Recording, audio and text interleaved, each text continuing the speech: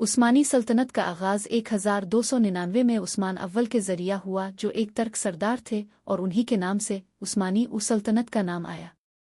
उस्मान अव्वल ने मौजूदा तुर्की के शुमाल मगरबी इलाके में एक छोटे से रियासत का क़याम किया था, जो बाद में एक ताकतवर सल्तनत में तब्दील हुई।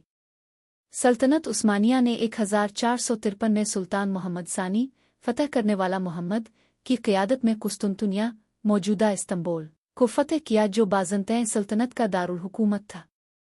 इस फ़तह के साथ ही सल्तनत उस्मानिया की ताकत में इजाफ़ा हुआ और कुस्तुनतुनिया को इसका दारुल हुकूमत बना लिया गया।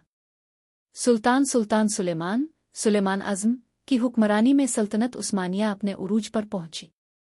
इस वक्त सल्तनत उस्मानिया का इलाके का अहाता हंगरी से लेकर यमन तक था और उसका असर मगरबी अफ्रीका से मशरक़ी एशिया तक फैल चुका था। ये दौर अस्करी फ़नून लतीफ़ा और कानून में अहम कामयाबियों का दौर था। सल्तनत उस्मानिया 17वीं सदी के बाद ज़वाल की तरफ बढ़ने लगी। जंगों में शिकस्त, दाखिली मसाइल और यूरोप की ताकतों का उभरना उसके ज़वाल की वजह बने। 1800 की दहाई तक इसे यूरोप का बीमार आदमी कहा जाने लगा। दूसरी आलमी जंग में सल्तनत उस्मानिया ने मरकज़ी ताकतों का साथ दिया था, लेकिन जंग में शिकस्त के बाद सल्तनत को यूरोपी ताकतों ने तकसीम कर लिया।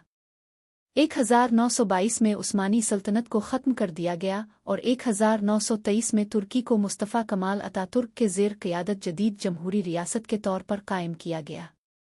उस्मानी सल्तनत का नक्शा उसके उरूज के दौरान तकरीबन 1683 इस तरह था।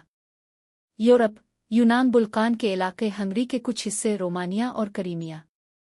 एशिया, मशरिक़ वस्ता, इराक, शाम, अरबिस्तान, ईरान के कुछ हिस्से। अफ्रीका, मिस्र, लीबिया, ट्यूनिस, अलजायर और सूडान। नक्शा की अहम खुसूसियात। इस्तंबुल सल्तनत का मरकज़ था। सल्तनत के सरहदें वक्त के साथ फैलती और सिकुड़ती रही। सल्तनत उस्मानिया ने यूरोप और एशिया के दरमियान तिजारती रास्तों को कंट्रोल किया। सल्तनत के साथ ताकतवर रियासतें, मसलन सफ़वी सल्तनत, हब्सबुर्ग ख़ानदान और बाद में रूस की सरहदें लगती थीं।